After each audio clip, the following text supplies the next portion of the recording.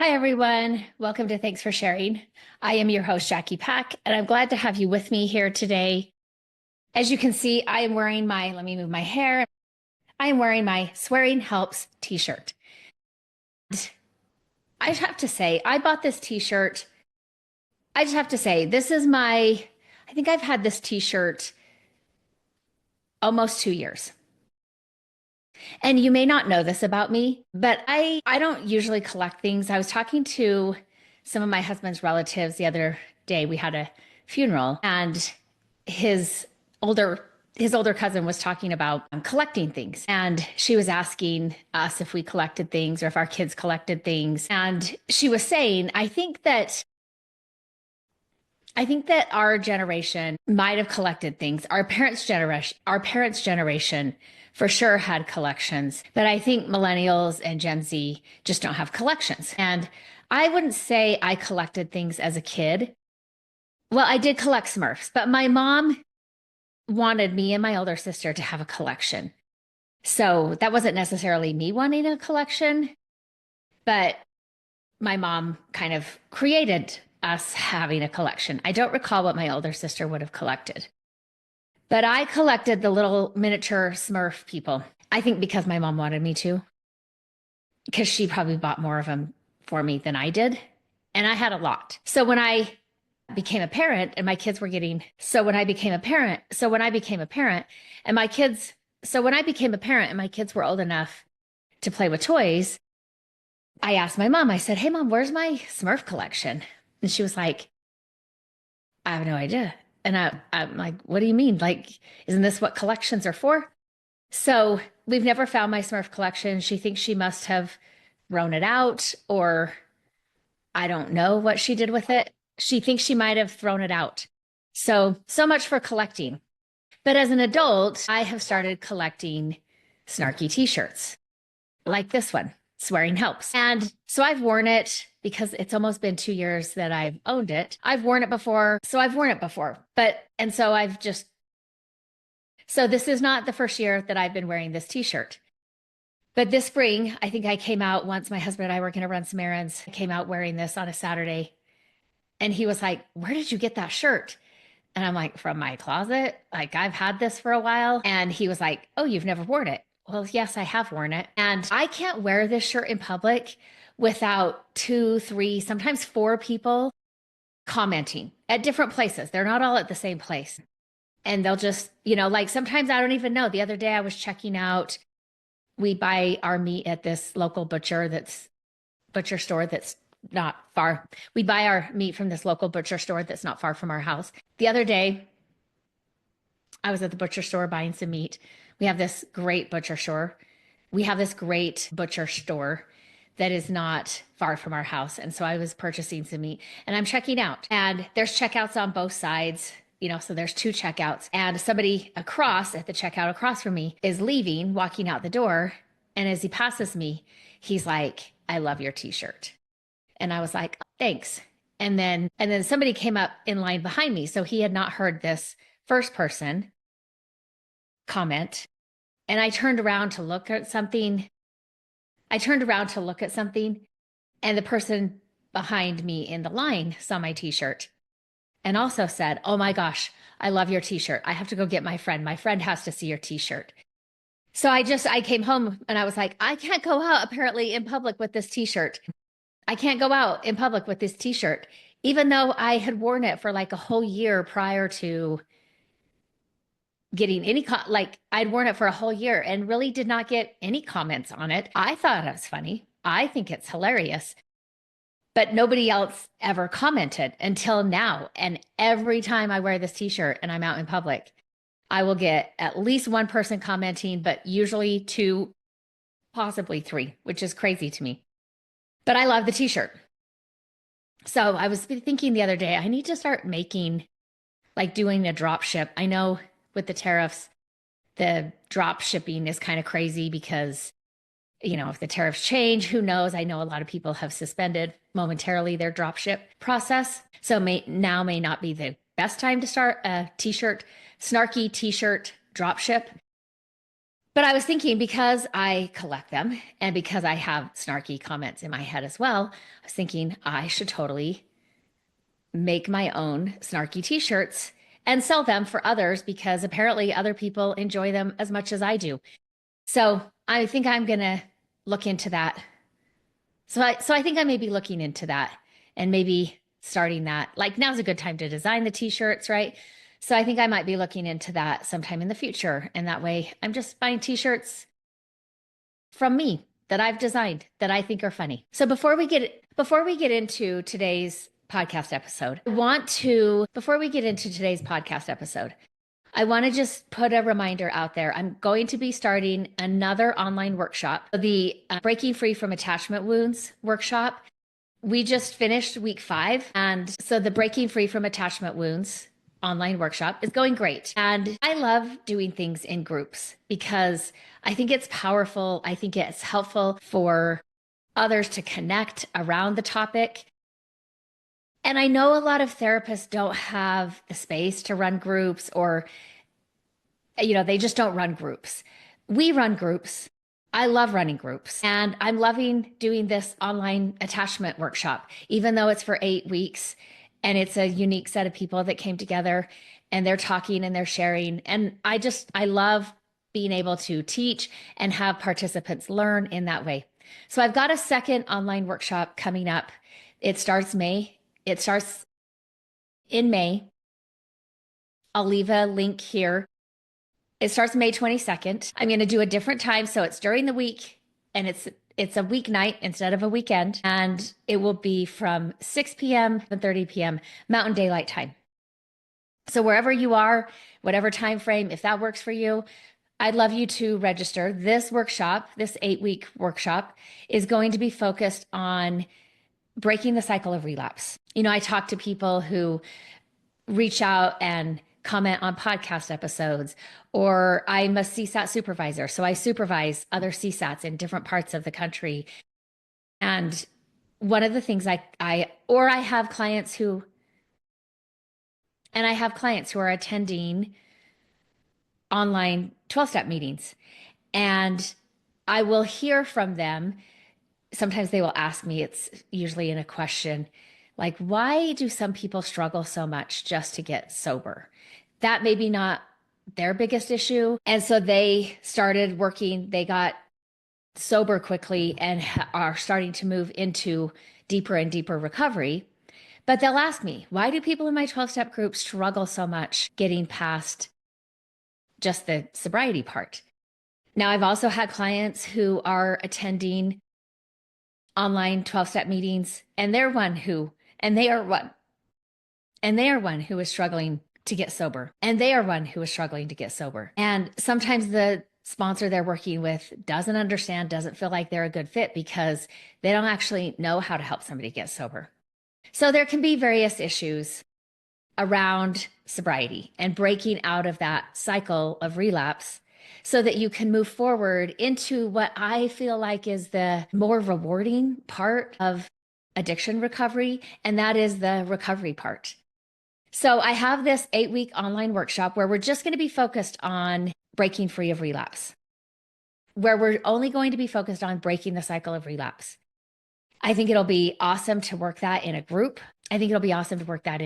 And, if you're in therapy with a therapist, there can be a lot of things that are coming up for you to talk about with your therapist. Maybe relapse is one of those things, but some weeks that's just not the most pressing. And you've got something else to talk about in the 1 hour a week that you're getting therapy. And so this is a great opportunity for you to register for this workshop. Like I said, we are going to be focusing 8 weeks on breaking the cycle of relapse, getting sobriety, maintaining that, and moving forward into recovery. And so if this is beneficial for you, I'll drop a link in this podcast episode.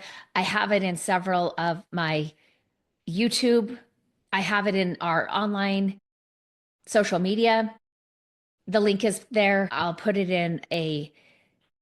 it's on our YouTube channel, which is Healing Paths to Recovery.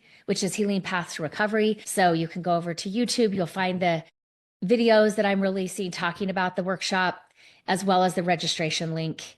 where you can register, pay your money, and you'll be all set to start on May 22nd. So that's a Thursday. It'll be every Thursday for 8 weeks, 6 p.m. Mountain Daylight Time to 7:30 p.m. wherever you are, whatever your time zone is. If that works, I would love to have you register. I would love to work with you. So there's that item of business. And now let's get into one other thing before I jump in. Oh, one other thing before I jump into today's podcast episode. So last podcast, I ended somewhat abruptly. I mean, I did get to a stopping point, or a organic stopping point kind of. And I had just mentioned at the end of the episode that I wasn't going to get to the full episode because I've been having something going on with a sibling of mine, and it's taken up a lot of space and energy and is somewhat and just is distressing. I feel like this week, I've gotten to a place where it isn't taking up as much space. Some of that has been intentional on my part. Some of that, it's just happened. I anticipate it could dial back up and require more of my time. I don't want to talk too much about it in a podcast episode that I'm just putting out to whoever. I don't think my siblings really listen to very many of my podcast episodes. I know my younger sister does. So I'm not hesitant. So I don't want to be vague. But I just think you have to be careful when you're putting out information to the internet, to the whole wide world. And so I'm not the type of person who makes vague references and, doesn't really explain what's going on for me. But I think I will put that in a Patreon. I'll just talk about it in a Patreon episode. If you aren't a member of Patreon and you're dying to know the tea, then I would say head over to Patreon, become a member of Thanks for Sharing. It's all one word, Thanks for Sharing. It should pop up with a banner similar to the podcast with my picture, and you can become a member. And then, I'm doing bonus content, parts of, sometimes I'll divide a podcast into a part that I release to the public, and then I talk more about it on Patreon. I'm putting out some other content on Patreon. So if you want to become a Patreon member, if you want to know what's going on, head over to Patreon. I feel like I need a little bit of, I feel like it's just a little bit safer to share some information in a confidential space, in a more protected space, not quite so open to the whole world. So you can head over there. And again, I'm not trying to be vague or secretive about it. You know me, I don't like secrets. Grew up with a lot of secrets. I don't like to keep secrets, but I need some boundaries around what I'm putting out as well. So let's get into today's podcast episode, which will be part 2, because I wasn't able to finish the whole episode in one episode. So I divided it into 2. So we are talking about healing betrayal, and specifically we are focusing on healing betrayal for the couple.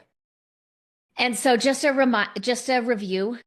So just a quick review from phase 1. I've talked about that we do this work for couples in different phases.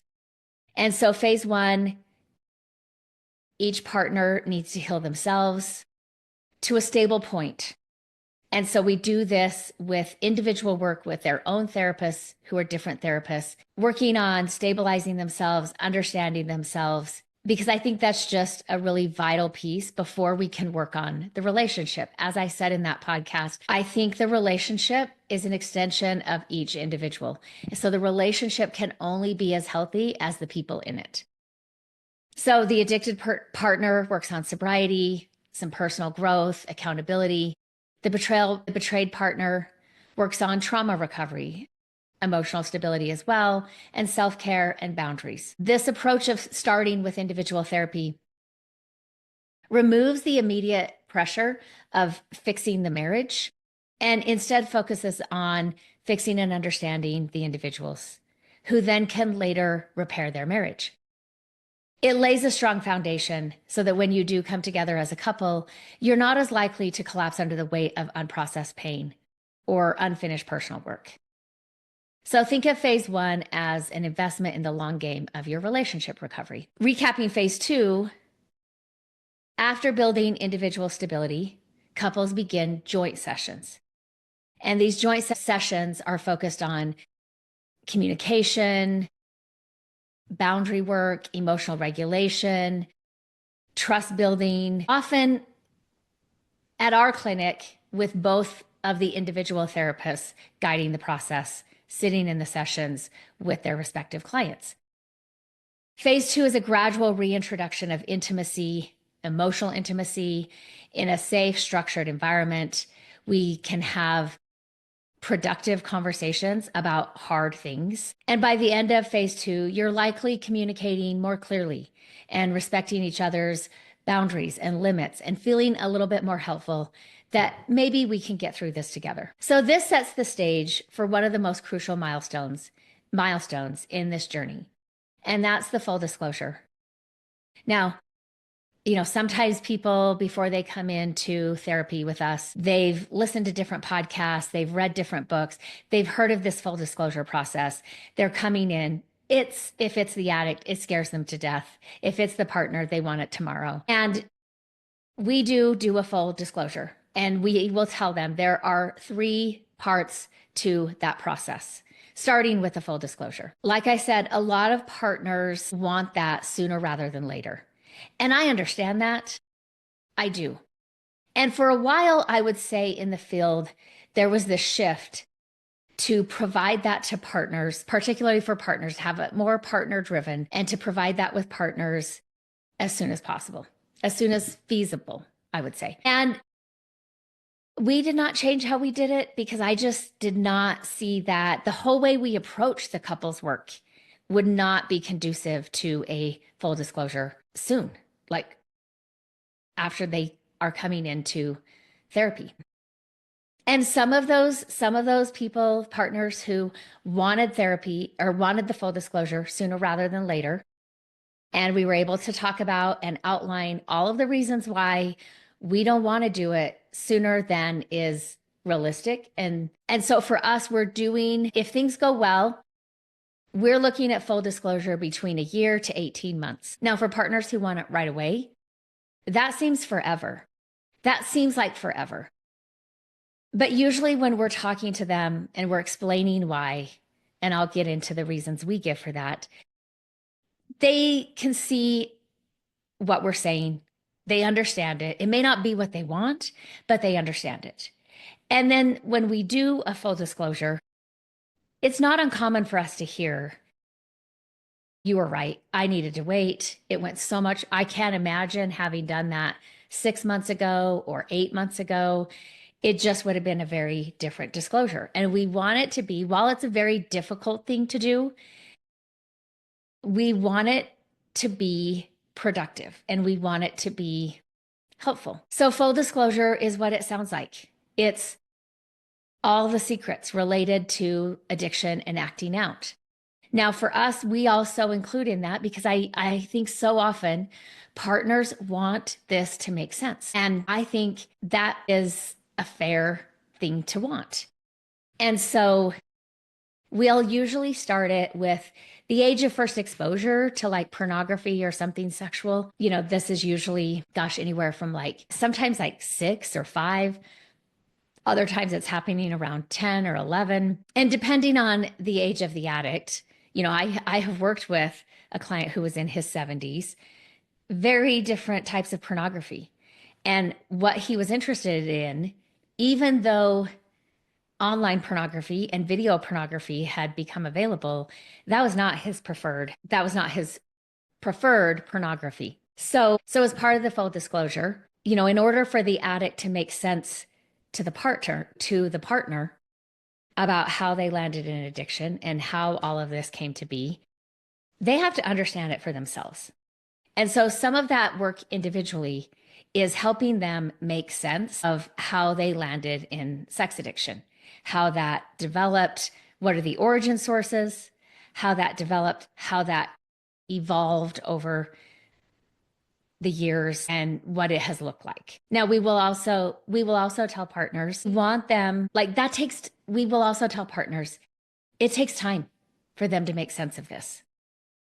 It also takes time for them to emotionally regulate and to get other emotional regulation tools on board so that they can get through difficult things and be able to emotionally regulate instead of going back into the addiction, which is how they've coped maladaptively, sure, but it's how they've coped up until this point. And we don't want that to continue happening because full disclosure would probably lead them into more acting out. And at what point does the need for this full disclosure stop? So, we're including this storyline. We're including a storyline of how they have made sense, what the origin sources were, and how that continued to develop and evolve over the years. It includes lies or deceit to the partner to cover it up and kind of keep them in the dark and keep them in the dark. So, really, they're just coming clean, but they're doing it in a way that is helpful in moving themselves forward while also giving their partner an opportunity for informed consent if the partner wants to opt in going forward. Now, I'll also tell partners, and I tell the therapists who work for me, here's the reasons why we do it later, like a year to 18 months later. I want the addict to be able to get through the full disclosure and be somewhat regulated. Now, if they get emotional, sometimes they get emotional. They might, cry about some things. But I don't want the partner feeling like they have to step in and regulate, or that their focus is on how their addicted partner is doing instead of on themselves and the information that they're being given. So that takes time to get some emotional regulation on board and to have them be able to read the full disclosure to their partner and not tip into shame and not completely dysregulate. Now, as you can imagine, sometimes these full disclosures take hours. And so we're also building in some breaks. People need to go to the bathroom. The therapists need to go to the bathroom. We have both therapists in the room. Usually the partner's therapist has gotten the disclosure a day or two before we're heading into that session to do the full disclosure. So they've read through it. I always say, if I'm the therapist of the partner, or even if it's one of my colleagues, I don't want them learning at the same time that their client is learning, because that's a lot. So they're reading through it a day or two ahead of time. Sometimes I'm giving it to them a week ahead if they have a busy schedule and they're just like, I'm going to be, just give it to me so I have time when I can read it and go through it. So, but they're not having it ahead of time in a way that they are keeping these secrets from their client. So also as part of writing the full disclosure, which, usually there's a couple of drafts that we have to go through in order to really get it succinct and where it needs to be. I will tell the therapists who work for me, I'll tell my clients, in the full disclosure, we're not making apologies. Apologies come later. And right now, we're just giving them the information. Now, that they may say things like at the beginning, like, I appreciate you being here. But I've read some full disclosures where they're saying, I appreciate you being here. I know we can get through this. I know we can have a better life. And I'm just like, we don't get to say that. Like, that's something that we will have conversations about as we're going through the 3-step process. But we're not, like, you don't actually know that. Heading into a full disclosure, you don't know if you guys are going to work through this. And we don't want to put pressure on the partner. We don't want to put that expectation on the partner. So you can thank them for being here. You can acknowledge that it's taken you some time to come to this place and being able to read the full disclosure. We're taking some breaks. The partner has had a chance with their therapist to write down some key questions that they want answered in the disclosure. Some of these are yes and no statements, or some of these are pretty simple answers. Like, sometimes partners will have this thing where they don't really know the truth, but if the answer they got from the addict when they asked a question fell off. And so as part of that, they're wanting to make sure, like, in this situation, were you being dishonest to me, and what was the truth? And often In my experience, I will just say in my anecdotal experience, there usually was something that was off, and the partner was picking that up in their body accurately. And then there are sometimes some questions that come up just in the reading of it, maybe some logistical questions or just some in the moment questions the partner has, which is fine when we're regulated and we're going through it. And, we've done the work necessary to have the full disclosure be as productive as possible. Now, I will say I have worked with a handful of couples who, even before full disclosure, had decided that they were probably divorcing. And they still wanted to do the 3-step process moving through full disclosure. So we have the full disclosure. The partner writes an impact letter. We come together again that's a different session. We come together and the partner reads the impact letter. And then the third part is the addicted partner writing a restitution letter. And again, in a third session, we are going over the restitution letter. So they may still want to opt into that. And if they can, that's something I recommend. I'm always about, if we can finish some of these in this relationship, even if it's not going to stay together, both of you are better off to have finished some of this business that will be unfinished. Some of it you're taking with you and it's unfinished, but we can finish some of it. And I usually have them signing paperwork that this isn't going to become part of the divorce proceeding. And I don't know that usually it changes their divorce much or their custody situation much, but it allows them an opportunity to kind of work on this issue that has been present in their relationship before ending it. And usually they report co-parenting goes better. Just the divorce proceeding wasn't so conflicted. But I would say the majority of couples who are making it to this point, to next phase, to phase 3, we're heading into full disclosure with the partner thinking that they are going to still opt in.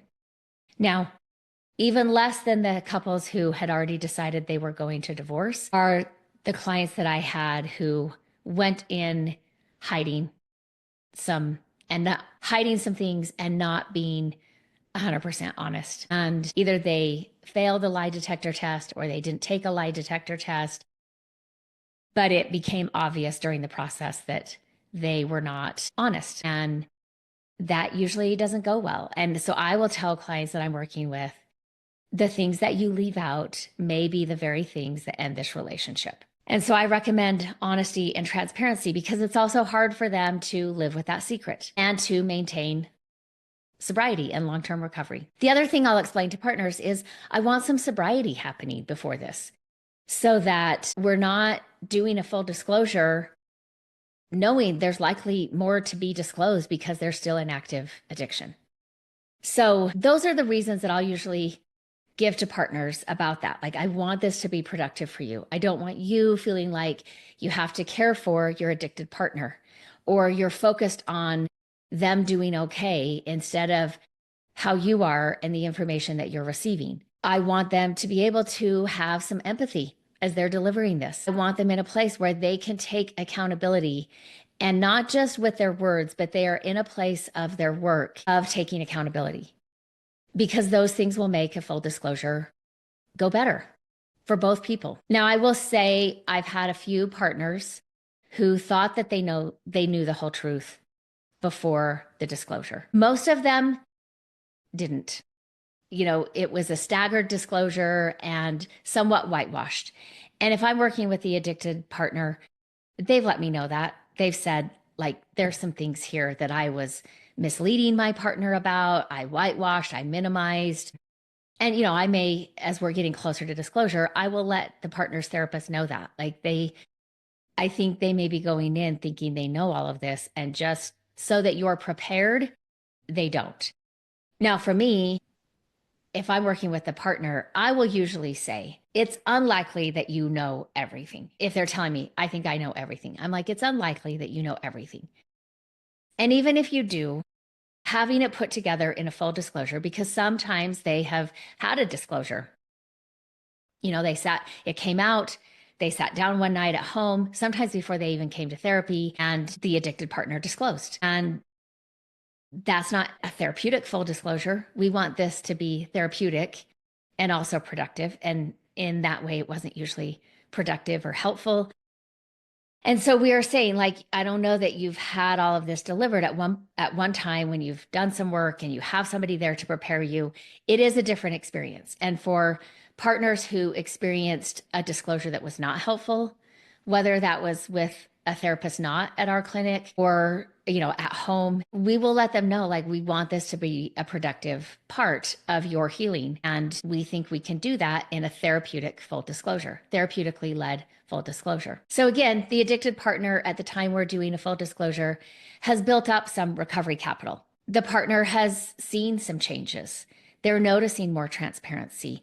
They're not sensing so much in their body that they're off or that they're hiding or that they're acting out. And the addicted partner is kind of ready to lay all the cards on the table and be accountable. In the next segment, I'll talk about how we handle the disclosure process and then the impact and the restitution, and why only after this process can we move into what is known in the field as couples therapy, which is focused on a deeper healing. And in our clinic, we talk about that differently than joint work. So as I've been talking about, one of the most challenging and also healing steps for couples recovering from sex addiction is what we call the formal disclosure. So like I said, if you're not familiar with the term, it's basically a structured session. We try to do it all in one day.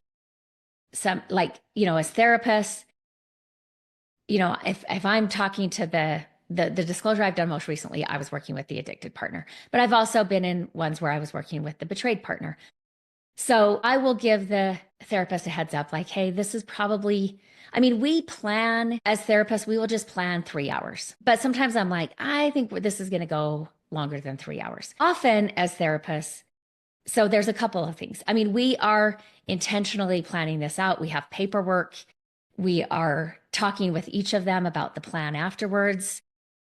Where are each of them going? Is there a support person that they can check in with who knows that they're doing a full disclosure? I've had the friend who knows what's going on actually pick up the partner from the session, sometimes drop them off because they just don't want to have to drive. And then they pick them up and they go to their house for the evening, or they go out to dinner. And it's just kind of a stepping it down emotionally with this safe person picking them up at our office once the disclosure is over, once the disclosure session is finished. So, and we're making those plans, like if they have younger children or teens, what's the plan for the kids, right? Because sometimes when we are feeling a lot of emotions, it can be hard to be a parent. I'll usually tell the partner, you don't need to be parenting tonight, right? Sometimes the addicted partner is like, I'm good to be with the kids. I think I can handle that. And having gotten to know them, I pretty much have an idea of whether I feel like they can or they cannot. So sometimes we've got, one of the couple's parents watching the kids. Sometimes they're just getting a babysitter, something like that they're in charge of the kids for the night. And we're making plans for where does each person go? What does communication look like? Do we want a communication at the end of the day of the disclosure session? Or do we want that timed the next day? So we're just trying to give some preparation, knowing that this nervous system is a little fragile after disclosure sessions. So oftentimes as therapists, we try to plan this on a Friday, if possible, so that nobody's going to work the next day. We've had on occasion where the couple or one person in the couple does work Saturdays. And so we're planning it at a time when, if we can make it work, we're planning it at a time where they don't have to go to work the next day and they can work through the emotions before having to go back to the office or going back to wherever they work. We're making plans for the kids. And usually as the therapist, if we're planning on a Friday, we have rescheduled other clients on that day so that we are doing the disclosure session and then we're done too, because it's also a lot for the two therapists in the room, holding this emotional space for the couple, knowing it's hard, paying attention to their nervous systems, attuning. All of that is a lot of work for the therapist as well. So if possible, we're canceling clients or rescheduling them to earlier in the week so that we're just there for the 4.5 hours of the disclosure. And then we're done for the day and we can take care of ourselves. So there's a lot of, I'm just saying this because there's a lot of thought and planning that goes into scheduling the full disclosure and helping it to be as productive as possible. Like I said, the idea of this can be terrifying for both parties.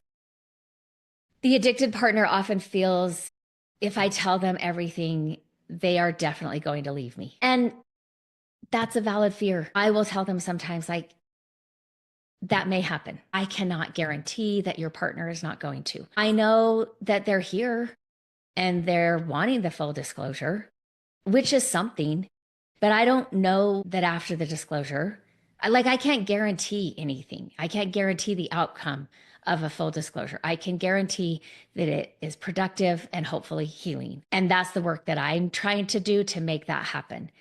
I don't know that that's a guarantee, but I can't guarantee if the relationship stays together. I can't guarantee if the partner still opts in. But I will say they've opted in until this point. So that's usually the fear of the addicted partner. The betrayed partner often feels that what if I don't know everything? What if it's a lot worse than I thought it was? And what if I can't handle hearing this? And sometimes they're asking, like, if this feels so scary to me, like, why would I do this? Obviously, we cannot force the couple to do a disclosure. And I've had couples who don't do disclosure. Because again, if the partner does not want all this information, I'm not going to force them to have it. I will make, if I'm working with the addicted partner, I'm asking them to write the whole story out and read it to me. If they're in one of our group therapies or they have a sponsor, I'm asking them to read it to them, to their group or to their sponsor, so that they are putting it together, they're making sense of it for themselves, and they are delivering it to somebody. But I think the reason why doing disclosure is important is because a healthy, rebuilt relationship cannot be grounded in lies or half truths or the unknown. We need a foundation of truth to really begin deep couples work. I believe that for couple therapy to be effective, it is vital both parties have a shared knowledge of the sexually addictive behaviors and what acting out has looked like. Because if we try to proceed with couples therapy while the addicted partner is still hiding things, or the betrayed partner is still in the dark, even if that is their own choosing, it's like trying to build a foundation on shaky ground because we just don't know. And I think for the partner, they kind of live with this, like, would I still be here if I knew? And sometimes their brain goes to a lot worse places than are actually in the disclosure. So again, some of this is my stuff. I grew up in a family with secrets. I don't think that's healthy. And so, of course, I don't think it's healthy to try to rebuild a relationship where there are secrets, because I think secrets have a way of sabotaging progress and stability. I also do believe that the betrayed partner deserves to know what reality they're dealing with and what reality they are not dealing with so they can make informed decisions about their own life and healing. And I also think it's important for both people to know that they rebuilt something because they both opted to, not because not because the partner isn't aware, not because the addicted partner withheld things, but it was laid out. Everybody had informed consent and they chose each other again. And they are trying to rebuild a relationship from that point. So I will say at Healing Paths, we follow a compassionate, well-planned disclosure protocol. So once we finish the full disclosure, both therapists are going into their office with the client that they work with and just processing what's coming up. Where are you at emotionally? Because we know we're sending them out into the world and it may be 4 or 5 days before we're seeing them again. Now, usually we've said, like, hey, if something comes up, you need a phone call, you need to text me, that's fine, please do that. Because we know we're sending them, out of the office somewhat holding a lot of emotional space. So we're trying to regulate that. If I'm working with the addicted partner, I'm usually saying, hey, that was a really hard thing to do. And you did a good job. And you had empathy. You got emotional, but it was very appropriate to what you were sharing. I think it made sense to your partner. And you were really good at holding accountability and making this about your addiction and the issues and the origin sources that led to this place. So I'm also giving some praise because this is a really hard step to take.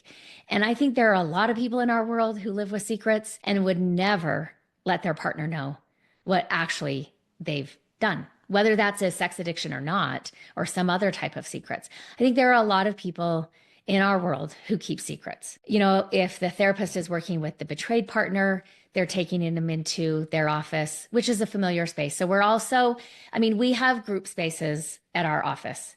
So we can do joint sessions in these group spaces.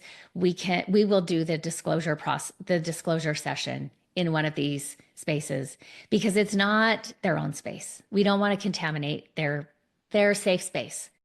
And so we can use one of the group rooms for joint sessions, for the disclosure session, and we do. So we're taking them back into their safe space, the therapist's office. And, you know, the therapist is also checking in on where they're at emotionally. How are they feeling? Sometimes they're, you know, saying to them, like, you did pretty good. Like you did really good, not dissociating and not going offline. A lot of times partners are worried about that.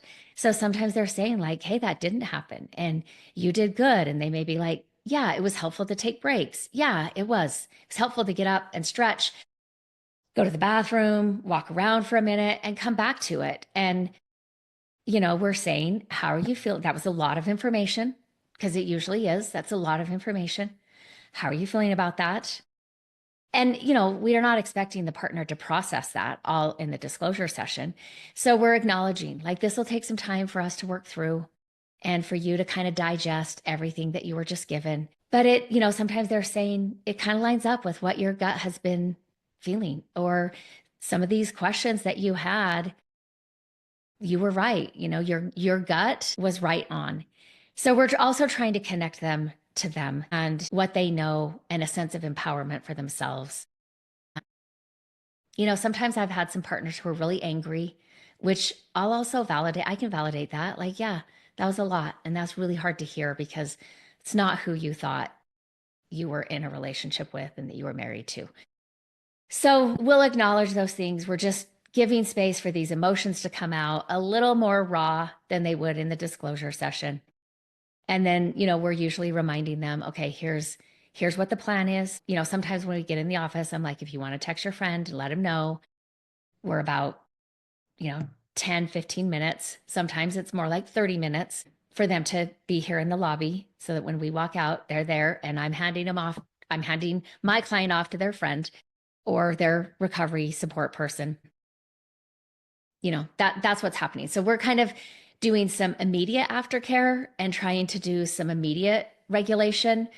Sometimes the partner's just taking some deep breaths and it's like, wow, yeah, that's a lot. And I'm like, yeah, which makes sense.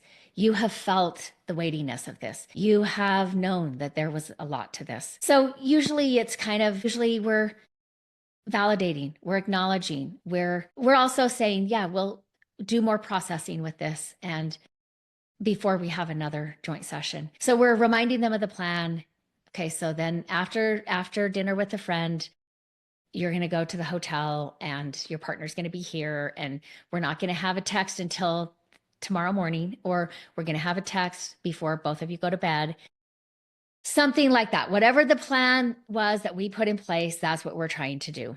Just kind of reminding them, here's the plan. We're going to do this. We're going to do this. We're going to do this. And then I will see you on Tuesday or I will see you on Monday. So sometimes their regular session is that next Friday, but I've bumped it up just because I want to see them in a time that's closer to the disclosure process. I will say that it's important to note that formal disclosure is not meant to be a punitive dump of their guilt on the betrayed partner. And it is not absolution for the addict.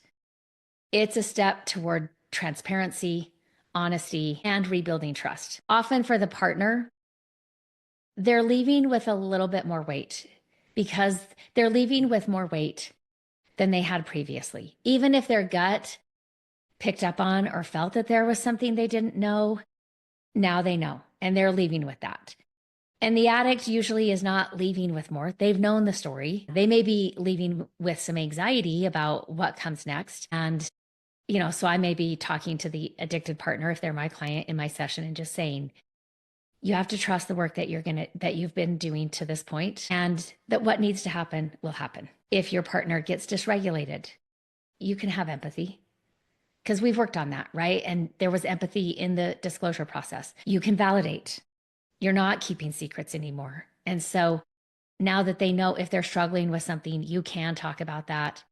I mean, not in ways that makes it worse, but this isn't a secret anymore. So you can validate what they're saying, and you can stay accountable and say, yeah, I knew that was part of the disclosure that would really hit you hard and would be something that you would struggle with because it was the hardest part for me to give to you.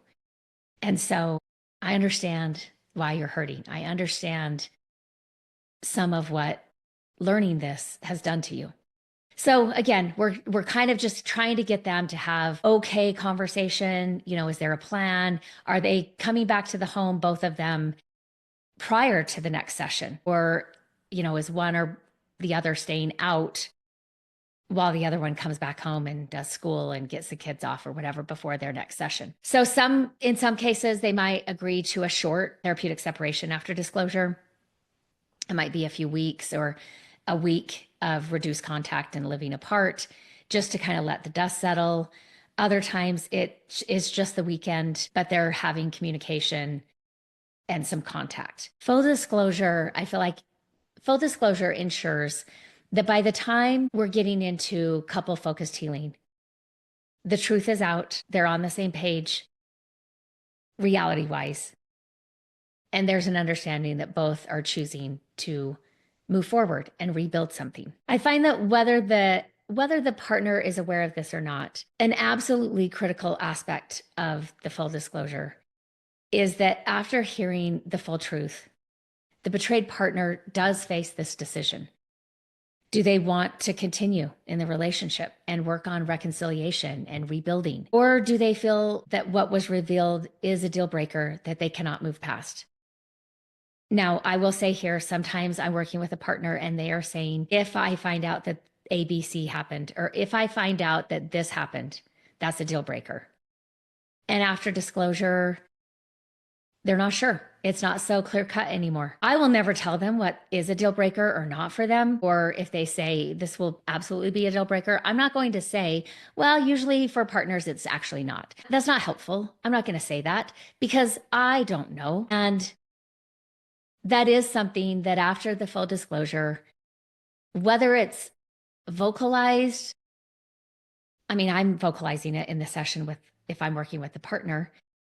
And usually the addict, everybody has a sense of it. So again, I'm just going to say it to whichever person I'm working with, the addicted partner or the betrayed partner. I'm going to just say, yes, this choice is absolutely on the table. It probably has been on the table.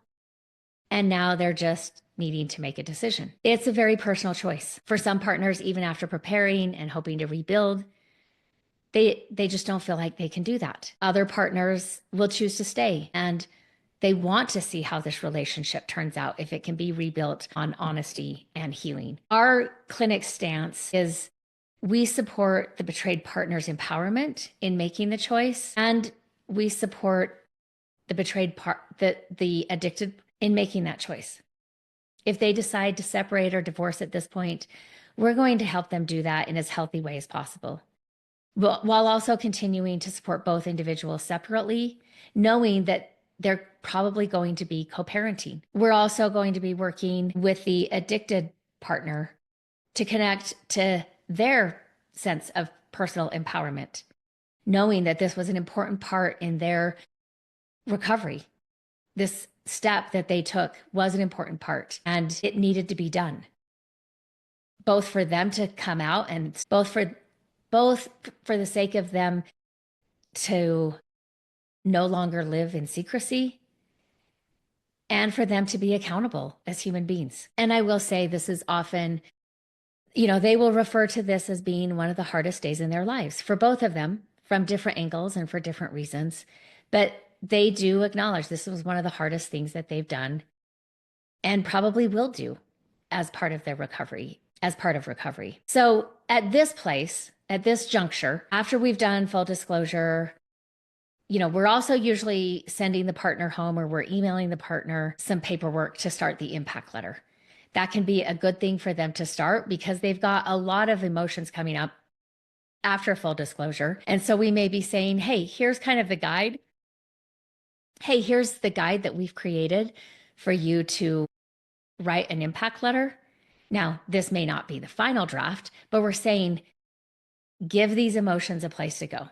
Put them pen to paper and start writing down the thoughts, the feelings you have.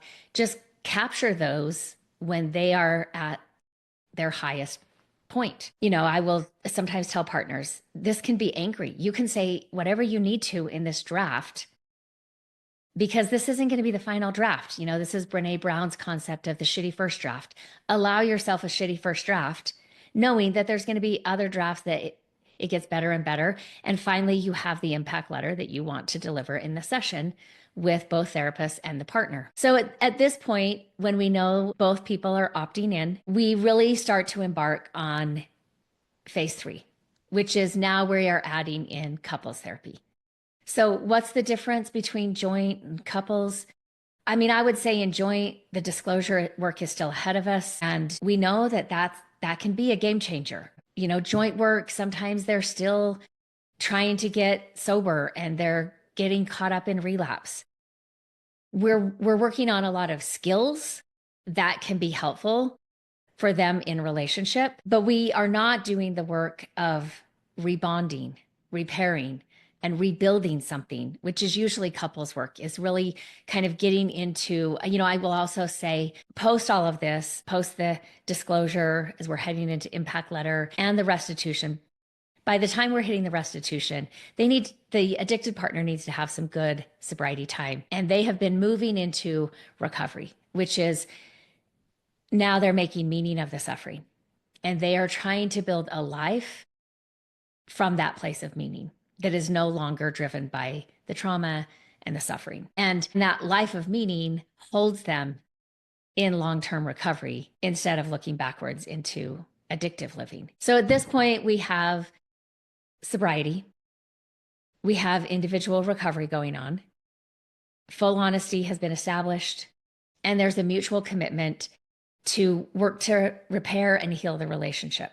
When these things are in place, we believe and we've seen that couples can do incredible healing work and emerge stronger than they were before. So before I proceed to that, let me just summarize this disclosure segment. So formal therapeutic disclosure is the process of revealing all the secrets of the addiction in safe, structured ways. We place it a year to 18 months into recovery. It's painful for both people, but it's also crucial, ensuring that both partners are on the same page and that any decision to stay together is based on reality and knowing the truth. We've done the impact letter where the partner has been given a chance to voice how this addiction has impacted them. And then based on what the partner is saying the impact was, the addicted partner is making amends, writing a restitution letter, taking accountability one more time, and acknowledging the impact that this has caused to their partner. This is where apologies come in. This is where some of the pain comes in. I recently did a restitution letter with a couple. I've been working with the addicted partner. And, the betrayed partner showed up nervous, grabbed the box of Kleenex, was just nervous that they were going to get very emotional. And actually, the partner kept pulling out tissues and handing them to the person, to their partner, reading the restitution letter. Also, all of these letters have been given a final approval by their therapist and usually by, so sometimes if I need help, I'll pass it by Rachel, who's our clinical director. Rachel may pass it by me. So the disclosure letter, the impact, the restitution, all of these are getting at least two eyes on them. So one that's working with the client and one that is not. And so we know that these letters are solid. And so, in the restitution letter, the addicted partner who was reading it got quite emotional and cried throughout the letter, not in a manipulative way. It was a genuine emotion that was coming up. And even the partner's therapist got a little emotional in the session, just listening to the addicted partner read the letter. I will say that by the time we're hitting the restitution letter, the emotions are much less raw. In that session, people aren't as dysregulated. Like I would say, my client was crying throughout reading it and was very emotional, but not in a dysregulated way. The emotions felt very regulated and they just felt like a genuine expression of sorrow and remorse for what had happened and the impact on their partner. So you can see why couples therapy is going to be the most effective when it happens after this process, or at least after the full disclosure. I will say, in short, truth, however painful, sets the stage for genuine healing. So having laid the groundwork of individual healing, they've practiced basic communication skills. They've started to make them less clunky in their communication outside of session. They've built some safety. They have gotten on the same page and cleared the air with the full disclosure, the impact, and the restitution. The couple can now move into phase 3, which is adding the couples therapy. So sometimes we're doing couples sessions as often as we're doing individual. If we're still seeing them every week, we're doing 2 couples sessions and 2 individual sessions. If we're seeing them twice a month at this point, we're doing an individual and a couple session. This is the phase where we address the heart of the marriage and the partnership itself. So phase 3 is about taking the skills they've learned and the truths that are now known and using them to build a new, healthier relationship from the ground up.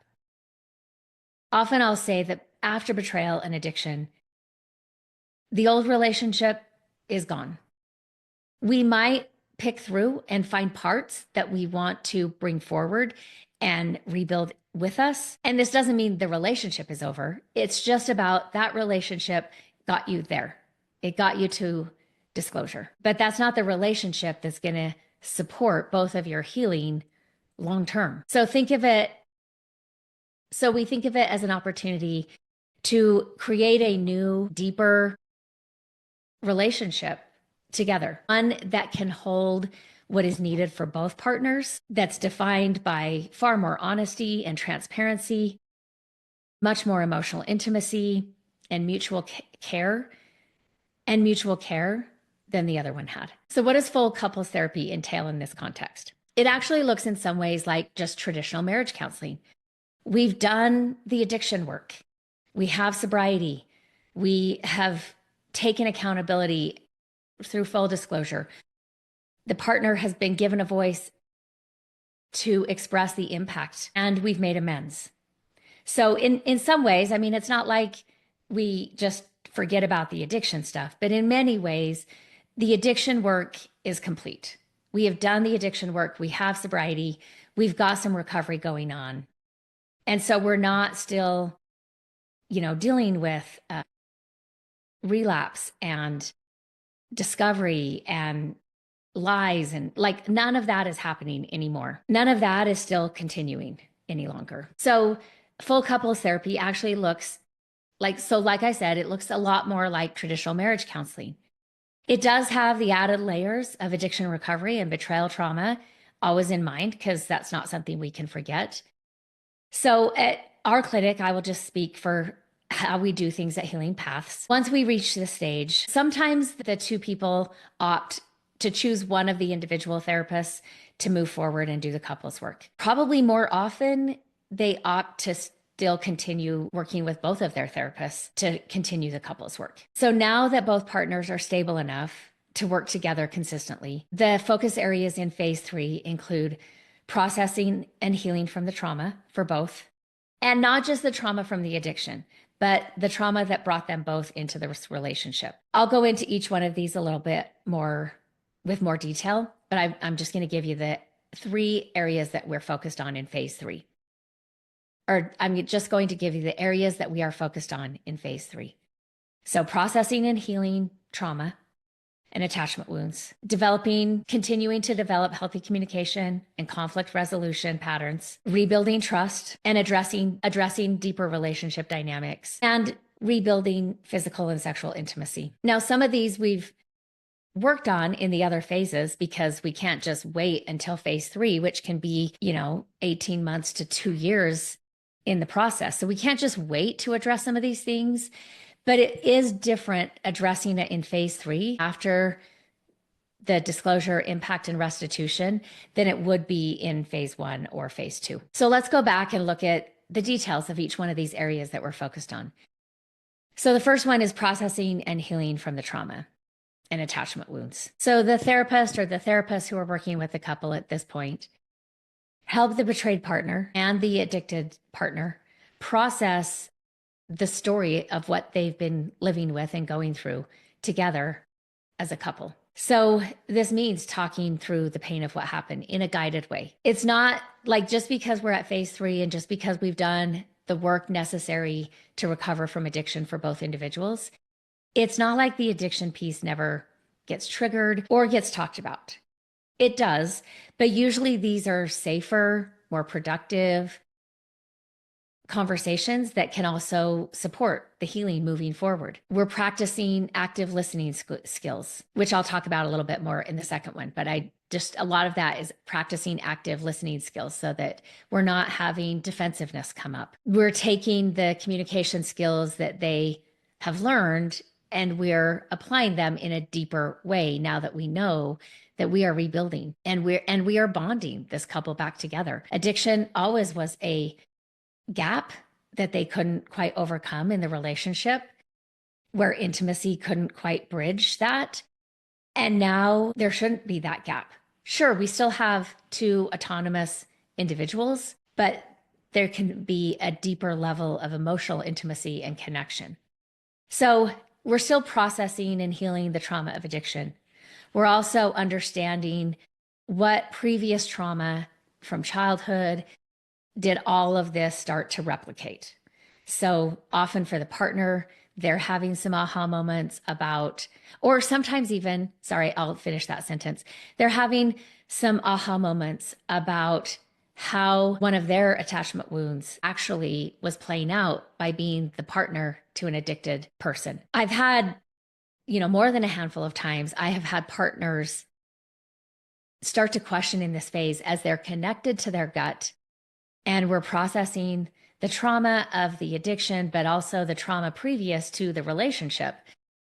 They're starting to question, like, I think my dad, or sometimes I think my mom actually might have a sex addiction. And they're having some memories about that. And they're starting to make sense of, oh, of course I ended up having sex addiction play out. But this time for me, I was able to heal it. And my parents never could. I don't even know if my parents addressed it. So we're having healthier conversations about the addiction. The 2 individuals are understanding each other through their life narrative, which includes the attachment wounds, which includes the trauma that they experienced prior to meeting each other. And, sometimes they know that of each other. That's been shared or they know about that. But it almost is like it hits differently at this phase of the work. So they'll start to address the attachment injuries that would always create difficulty in really bonding with each other. So as we're processing and healing the trauma from the addiction, as well as the trauma prior to the relationship and the attachment injuries prior to the relationship, this is how we start to truly heal the trauma together as a couple. And it transforms the narrative from betrayal and victim, betrayed and victim, or addicted and perpetrator, to a shared story of overcoming this huge challenge that often they are seeing in terms of this is much bigger than the two of us and what we brought to the relationship. So, moving on to the next area of focus, developing healthy communication and conflict resolution. So, by now, the couple has practiced basic communication in earlier phases. Phase 3 takes it further into everyday life issues and conflict areas beyond the addiction itself. Both people usually have better skills at self-regulation, and we can start to co-regulate. So if a person becomes dysregulated from something that doesn't have to do with their partner, the partner is more confident and able to step in and help co-regulate their partner and see them, validate them, show up in safe ways. And we're starting to see what I call the attachment language show up and flourish at this point. So I've talked about this in other podcast episodes on attachment. I think I even did a podcast episode this year or in 2025 or possibly towards the end of 2024 talking about attachment language.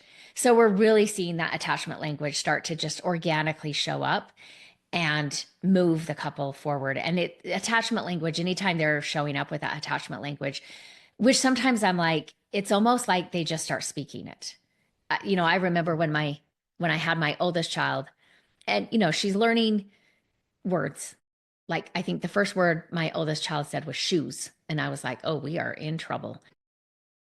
And then, she could say words. She could say mom, she could say dad, she could say dog. So she's talking in like single word kind of things. That's how she's communicating. And then all of a sudden, one day, she just like popped out this whole sentence. And her first sentence, which also I was like, oh man, I need to watch it with this one. I think I was just kind of talking to her, not expecting a response because she's talking in single words. And it was like I wasn't even thinking that I was teaching her how to speak in sentences yet.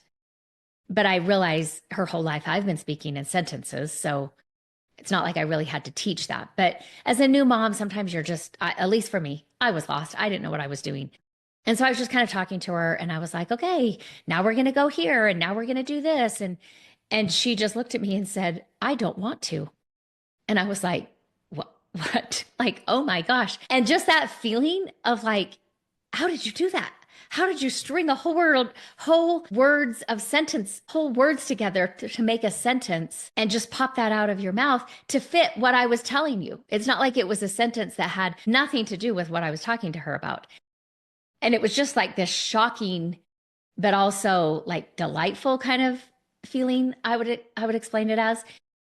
And when I'm in those sessions and this attachment language that I have talked about and I have given him examples about, all of a sudden it's just like they're fluent. And up until this point, they might have known some words, but all of a sudden they are just organically speaking the attachment language with each other. And those are some beautiful sessions that are bonding each other, that are really deepening the attachment that they feel with each other. The therapist is helping them to refine skills like active listening. They're using respectful language. Even during disagreements, they can take breaks if they need to regulate. They can come back more regulated. There's just some beautiful moments that show up in the midst of all of this outside of sessions sometimes where one of them is really struggling and the other one just shows up in a beautiful way that, we hadn't talked about or was unexpected and they just did it. That just actually helps the whole process. They're starting to more clearly communicate their needs and their wants, and even starting to share the struggles they've had in expressing needs and wants. So in couples therapy, we're learning how to fight fair. We're having a lot more emotional regulation, which is really what makes fighting fair. They're learning how to support each other emotionally. They're rebuilding, all of this leads to rebuilding trust. They're learning new levels of intimacy. They have established boundaries that are just at work and they move with and around them. They can acknowledge mistakes that they've made, like that come up during the week or something, the mistakes they made without minimizing it. But also it's not like that huge of an issue because they're able to just navigate around that. Like it's like admitting a mistake without having to feel like you are a mistake, which makes forgetting or whatever the mistake was a lot easier to acknowledge just because that's not who I am as a person. And all humans make mistakes. And that's all I'm acknowledging is that I'm human and made a mistake. We're starting to identify dynamics that happened in the relationship and moving them into healthier dynamics, like maybe one was the pursuer and the other one tended to avoid. We're looking at attachment styles. We're starting to move them towards an earned, secure attachment. And over time, conversations that used to escalate into fights or avoidance now become much more productive, much more regulated, and they end up fostering deeper connection. The next area of focus is rebuilding trust. This is happening through consistency and transparency.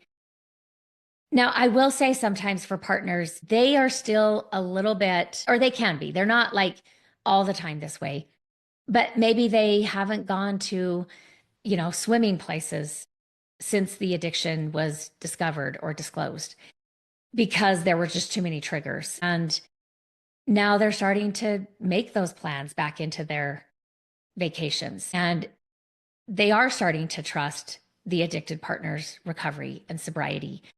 But sometimes these things get triggered when they're on vacation. And so sometimes I will hear conversations after they get back where the partner is saying, "But why were you okay? There were so many beautiful women in bikinis. Why were you okay? Why weren't you triggered? Why weren't you, whatever?" And the partner is maybe moving through that space much more hypervigilant than the addicted partner is. And they may say, "Well, I noticed them. I told you I noticed them, but I didn't gawk. I wasn't staring. I engaged with the kids. I was playing, or I started having a conversation with you.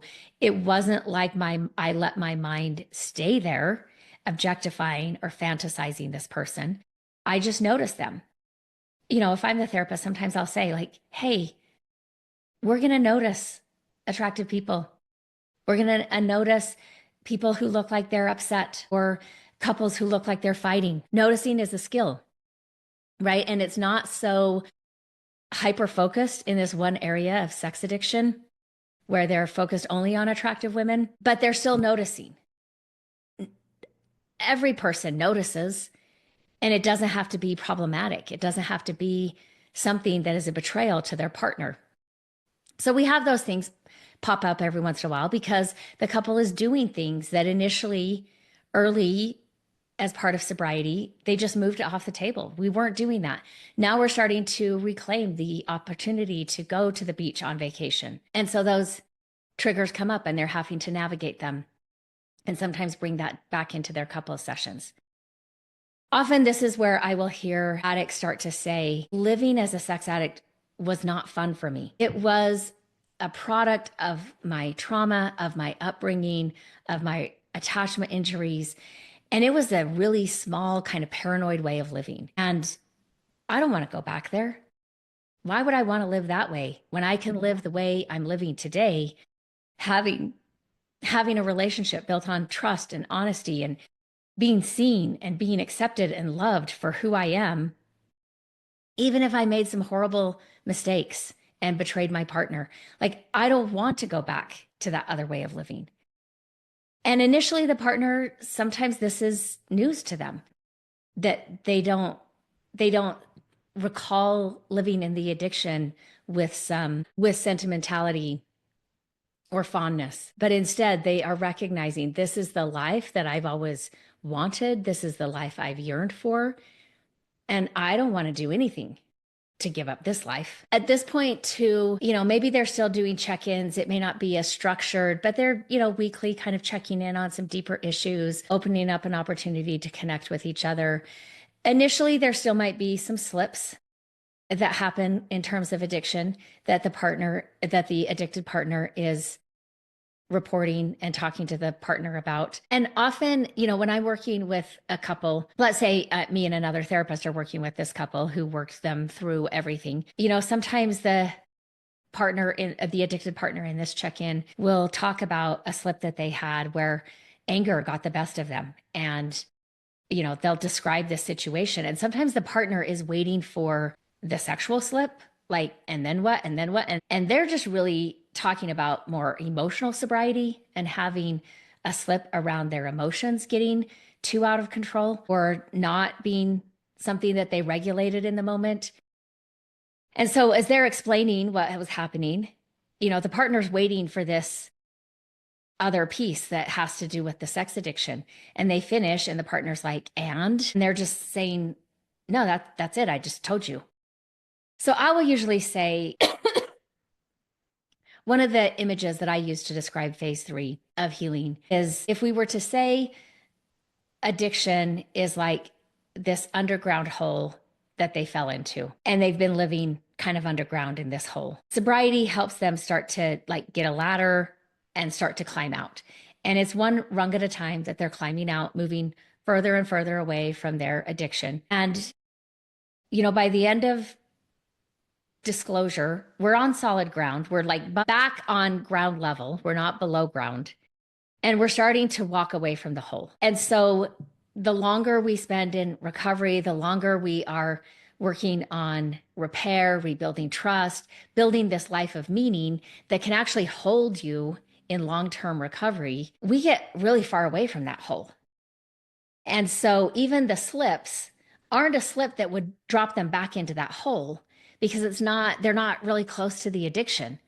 They're much further away. So they're having slips about emotions, or they're having a slip where, they were around their family of origin and not fully aware of how triggering that was to them. And they've just been irritable and on edge all week. And then they're putting those two things together and recognizing that, sharing that with the partner and saying like, yeah, I've been really irritable all week. And I think it had to do with spending time with my parents or going to my parents' house for dinner. And I probably need to do some work so that that's not so triggering and doesn't like keep me on edge and irritable for a week. And so they're having more of those types of slips.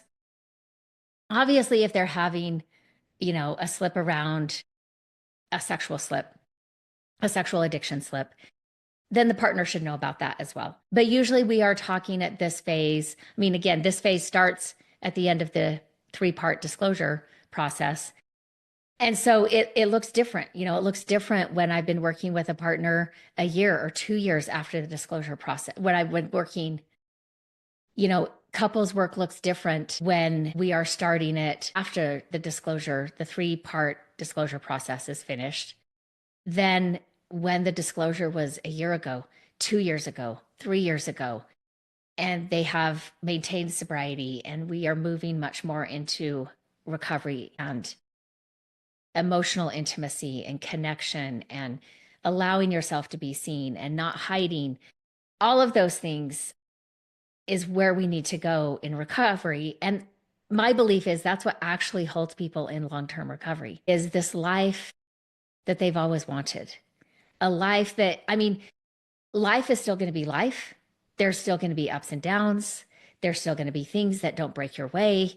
There's going to be things that, other people like, there's going to be the ups and downs of life, the hills, the valleys, the hard times, the difficult times, and the joyful, great times. All of those things will still happen, but they don't feel as threatening because we've worked through some of that childhood trauma. You do have a sense of power. You know that you can be resilient. You can, if things don't go your way, or if you're treated unfairly by a coworker, you know how to work through that. You know how to connect to your sense of empowerment. You can talk about that and get support from your partner. All of those things are starting to be different.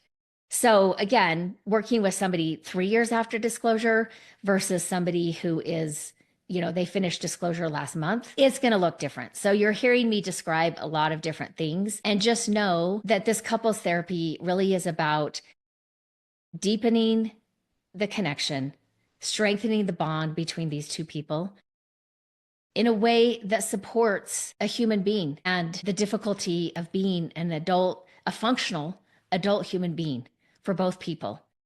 That's difficult enough. And the partner, whether it's the addicted partner or the betrayed partner, those labels tend to fall off because that's not the issues we're dealing with anymore. We're just showing up as a fair witness to our partner. witnessing the difficulties, the joys, the challenges, the struggles of being a human being and living a life together and living and building a life together, raising kids, sleepless nights, whatever that looks like.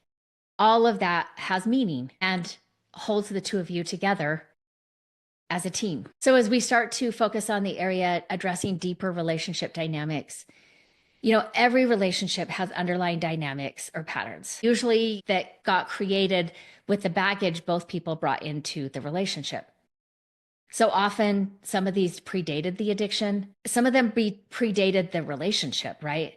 But they might have been worsened by the addiction as well. So in this phase of therapy, we're exploring these deeper patterns that include attachment styles, how to move towards autonomy and balance that with connection. A skilled couples therapist will help both partners understand their attachment wounds and work toward a more secure attachment with each other. Not taking sides, but teaching and then expecting partners to be able to hear each other's perspective in ways that make sense. So this will involve, practicing giving and receiving comfort. This may involve learning how to attune to each other in ways that the addiction really didn't make possible. As each person is more regulated, again, sometimes when they're triggered or when an issue from the addiction comes up, they might lash out. They might say things that later they can say, that wasn't fair. That was mean. I'm sorry. I shouldn't have said that. I am going to work on that going forward. It's not okay for me to use that against you. And, the addicted partner can reassure the emotional partner, I appreciate you recognizing that. That did hurt. And I don't want us to stay in that place. It's okay to talk to me about it.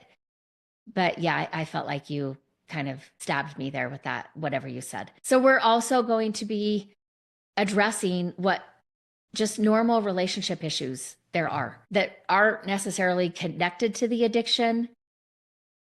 They may still involve parts of the addiction, but these are just relationship issues that any relationship may have. We're going to have to look at finances or parenting, all of the aspects of marriage that maybe didn't get tended to because of the addiction. They need to get tended to. It might be how we divide household chores, how we do emotional labor, what does mental labor look like in the relationship. Essentially, in this phase, no stone goes unturned. And by dealing with all of these dynamics, we can help the couple build a relationship that's healthier now than it ever was, and that has the skills to continue on that way. It might sound strange, but a lot of couples at this point report that, for the betrayed partner, they may say, like, I can't believe I'm even going to acknowledge this. But if the addiction is what forced us to address these issues that we ignored for years, and now that we had to address the addiction, we're stronger, we have more intimacy than before, then I can kind of accept that this is where we had to go to in order to get to this place. Usually the addicted partner is not going to express gratitude for the addiction, but they may acknowledge that in a way of saying, like, I never thought I could be with somebody who understood me, who could be annoyed or sometimes irritated at me, but still love me. And I still felt a sense of belonging and connection to them. If both people in the relationship are committed to growth and recovery, it is possible to create a healthier, stronger relationship than they had before. And we've seen it happen. It's not easy and it's not quick, but with dedication, it is achievable. And then the last area of focus is, rekindling, rebuilding physical and sexual intimacy. This is a delicate but important part of rebuilding and eventually restoring and reimagining the sexual relationship in the couple. Prior to getting to this point, betrayal that involves sexual acting out can severely damage the couple's sex life. The betrayed partner might recoil at being intimate, and the addicted partner can also have issues.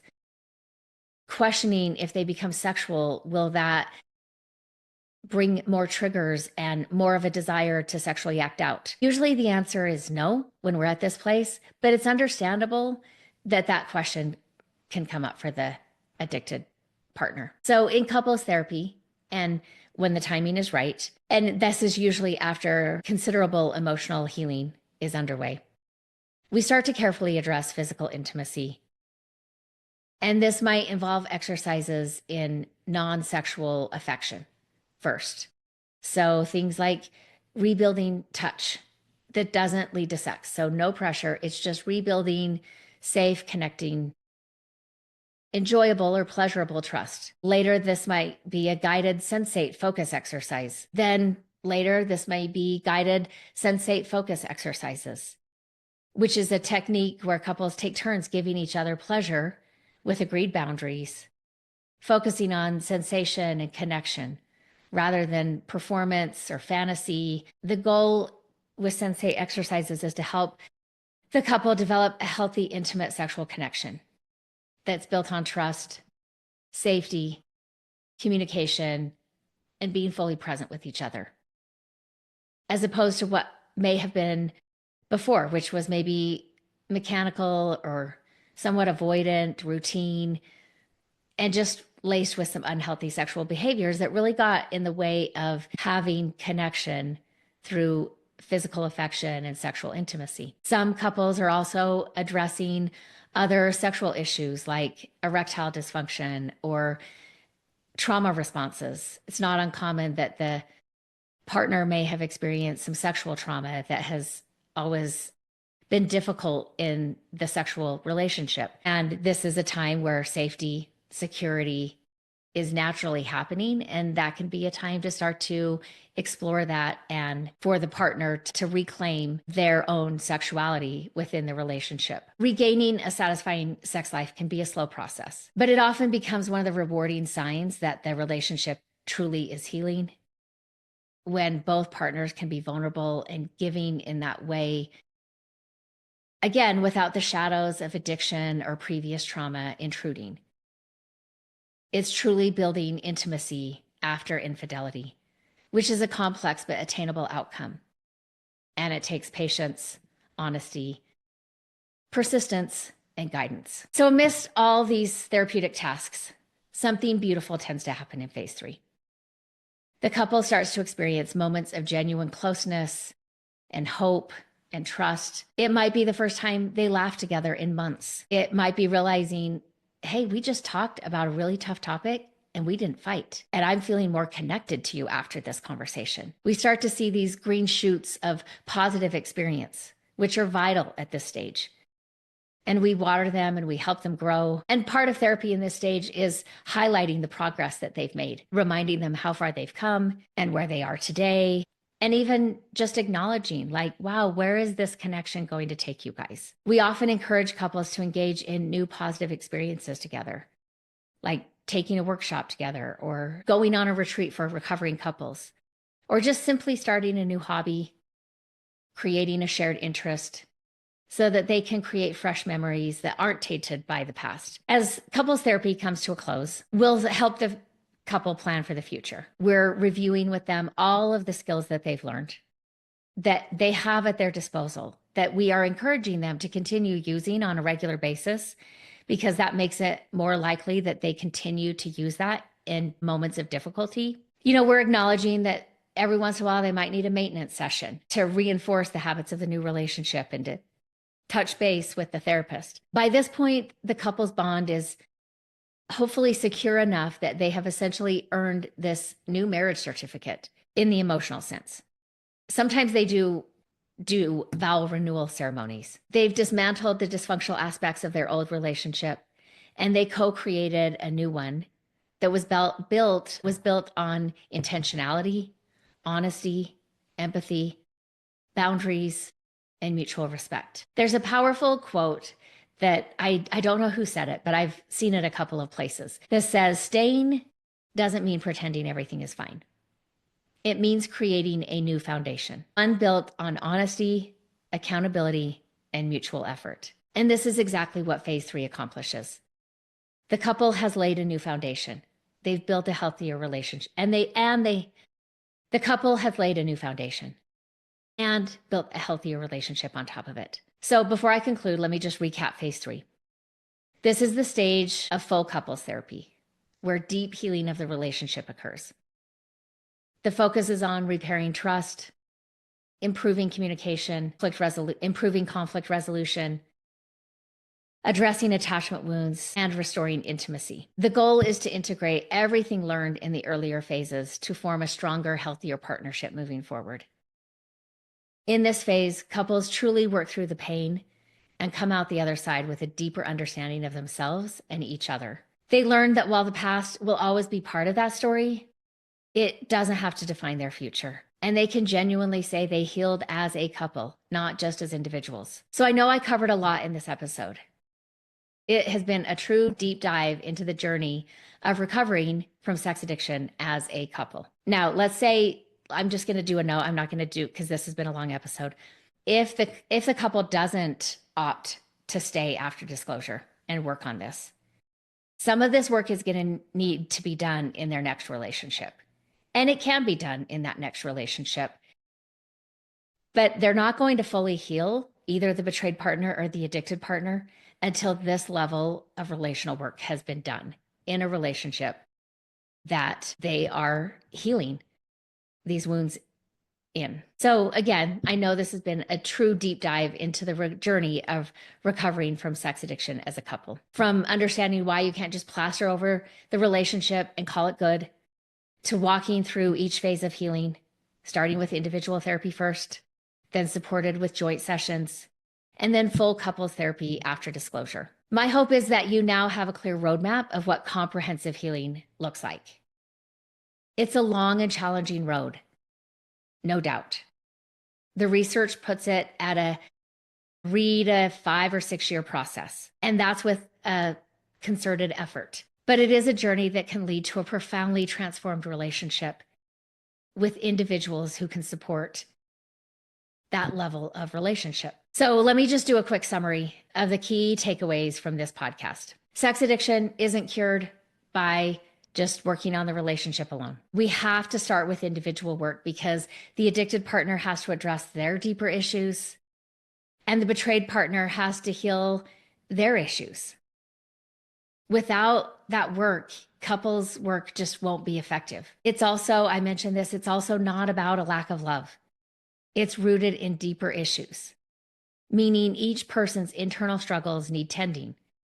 Both individuals have to get healthy for the relationship to get healthy. And that's why we start with individual therapy for both. And then we add joint sessions only when they're stable footing. And the joint sessions help us prepare for the upcoming disclosure, impact, and restitution letter process. Following that, we might still be doing individual work, but we're adding full couples work to rebuild the relationship from the ground up. At this point, the couple moves from merely surviving to actually thriving together. Couples can begin to heal and rebuild their relationship, finding hope and peace again with the right support. I hope you can also see why professional guidance is key. Trying to do all of this work on your own would be too overwhelming.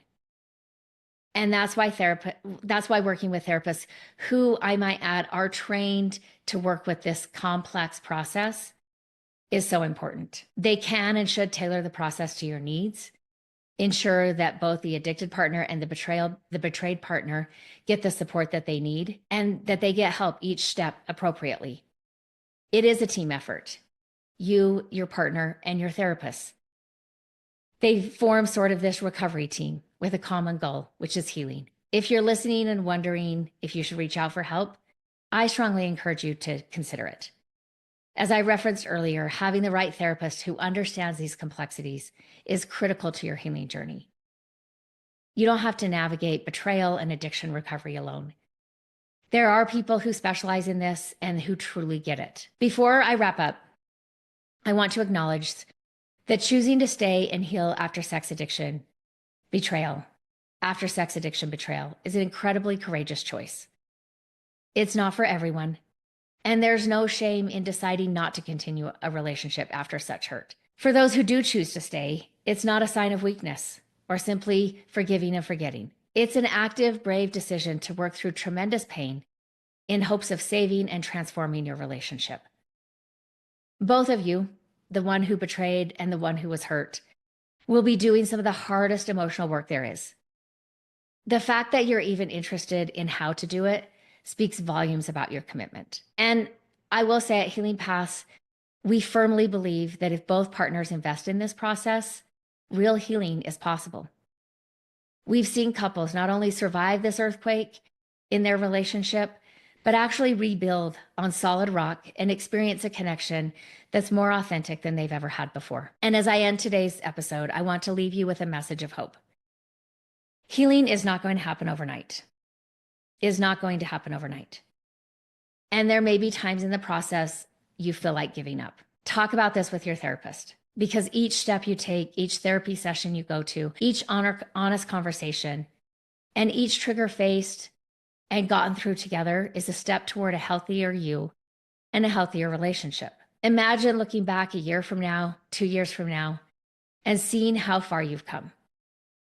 It is possible. With honesty, empathy, hard work, and the right support, many couples do find a way to trust again, to love again, and even to laugh again. The old relationship may be gone, but a new one that's forged in truth, mutual growth, and understanding of both individuals can take its place. I know this podcast episode has a lot of information in it, and I hope it painted a clear and compassionate picture of the road to recovery for couples facing sex addiction recovery. On the road to recovery for couples facing sex addiction. If you found this episode helpful, or if you know someone who might need to hear it, please share it. And remember, healing is a path, sometimes a winding and uphill one, but you don't have to walk it alone. There are therapists, support groups, and others who have walked it before who are here to help guide you. Whether you're at the beginning stages of shock and need individual help, or you're further along and ready for couples work, I would appreciate, say that. Until next time, take care of yourself, take care of each other. Healing is possible, and you're on the right path. Stay hopeful and be patient with the process. You're working not just to fix a relationship, but to transform it and transform yourselves in the process. And that, as difficult as it is one of the most powerful journeys a couple can undertake. Thank you for listening, and be well. I'll see you in the next episode. And please subscribe, hit like, share, help me build my algorithm so I can get new followers, so I can get additional followers. At the end of this episode, I want to remind you that your story matters. Remember, there's something meaningful in every chapter. Don't wait to share your story until it's finished. Until next time, Jackie.